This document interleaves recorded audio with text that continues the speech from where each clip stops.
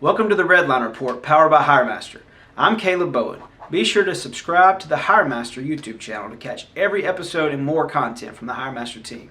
In this week's report, we're talking about driver safety, the Department of Labor's war on independent contractors, and more. Let's roll.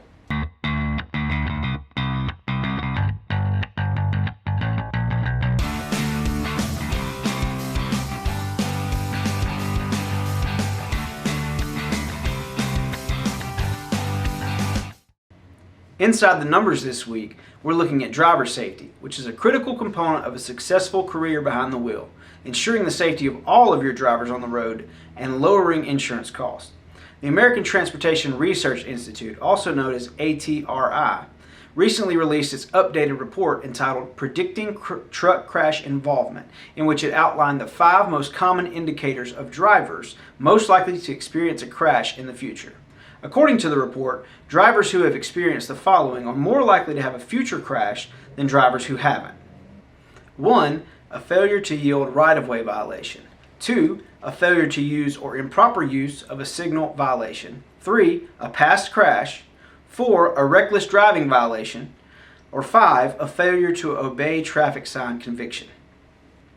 Although 25 indicators made the report, these 5 indicators top the list and cause a driver to be on average twice as likely to have a future crash.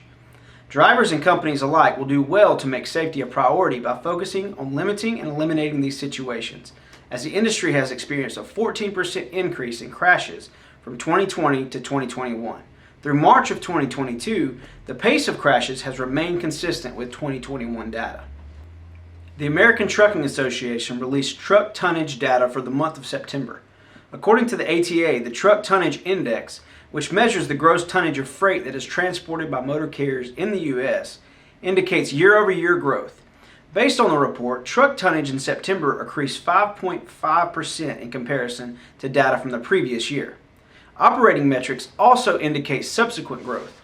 Truck tonnage data for the month of August increased 0.5% in comparison to the same month of the previous year.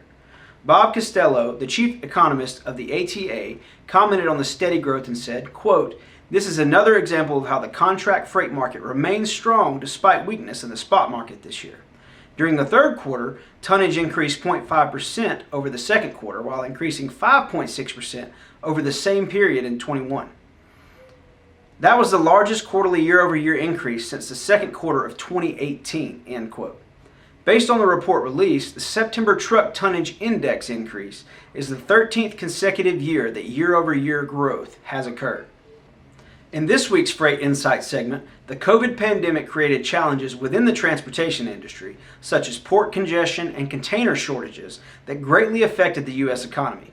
After 2.5 years, the trend of limited capacity and extremely high rates for containers has finally shifted in the other direction. As a result, container freight rates have quickly declined, and container shipments between the U.S. and Asia have decreased dramatically. Christian Roelofs, the CEO of the logistics platform Container Exchange, provided an update on the report released and said, quote, "The retailers and the bigger buyers or shippers are more cautious about the outlook on demand and are ordering less. On the other hand, the congestion is easing with vessel waiting times reducing, ports operating at less capacity, and the container turnaround times decreasing, which ultimately frees up the capacity in the market," end quote. According to the report, freight rates on major routes such as Shanghai-Rotterdam and Shanghai-New York have decreased up to 13%. Although freight rates have declined in the U.S., the container depot space and a lot of import-led ports such as China, Europe, India, and Singapore are full. In the news this week, the trucking industry is still behind in the race for enough truck parking spaces, and with freight steadily increasing in key states such as Arizona, transportation officials are now recognizing the need for truck climbing lanes and parking spaces.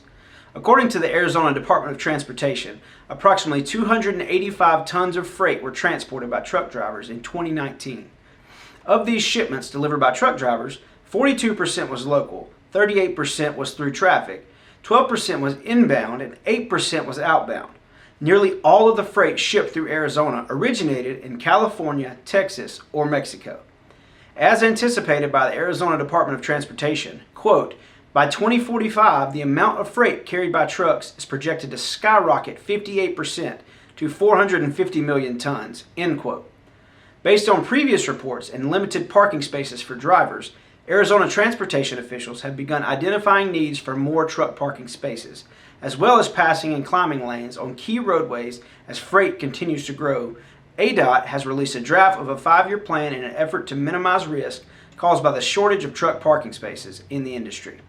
ADOT spokesman Ryan Harding has encouraged the public for feedback and stated, quote, ADOT values the input of the public and our key stakeholders, including our valued freight community, as we strive to address fundamental needs with limited dollars, end quote. For more information regarding the 5-year improvement plan, visit az.com.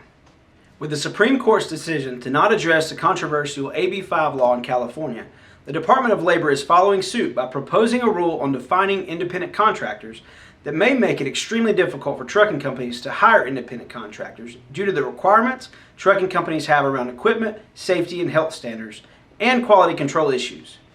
According to Greg Theory, a partner with the Scopolitis law firm, compliance is a critical piece of the proposed rule, stating, quote, they don't specifically say that they think if you're an operation in a highly regulated environment that your workers can't be independent contractors, but they are leaning in that direction, end quote. Devices such as GPS systems and in-truck cameras that are often required to do business could be seen as a trucking company exerting employment control over independent contractors. The ambiguity in the rule and the apparent shift in policy has many frustrated, as the current rule solidified at the end of the Trump administration clarified that, quote, a carrier requiring its independent owner-operators to meet regulations was not a sign of control, stated Mark Blueball, head of the transportation practice at the Benesch law firm. This makes good common sense, he continued in saying. This new proposed rule effectively takes a 180-degree turn and provides the opposite, end quote. One area in which the proposed rule will have a significant impact would be in regards to purchase leaseback programs carriers use to get drivers seated in a truck, which raises concerns about a worker's investment in equipment required for the job. The proposed rule is currently open for comments by the Department of Labor. This week's HireMaster Tip of the Week is about driver safety, with the Department of Transportation's recent update to its national safety strategy. It's important for trucking companies to keep safety at the forefront of their operations to ensure every truck driver and all motorists on the road make it home safely. One area that makes the biggest difference is in preventative maintenance, which keeps trucks performing at high levels and minimizes issues on the road like tire blowouts and engine failures.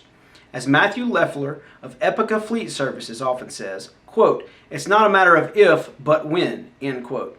Focusing on preventative maintenance is the quickest way to improving safety within a fleet, so make it a priority in your trucking operations. And that's all for this week's Redline Report. I'm Caleb Bowen. Be sure to follow HireMaster on LinkedIn and subscribe to our YouTube channel to catch each episode, and leave us a like and a comment.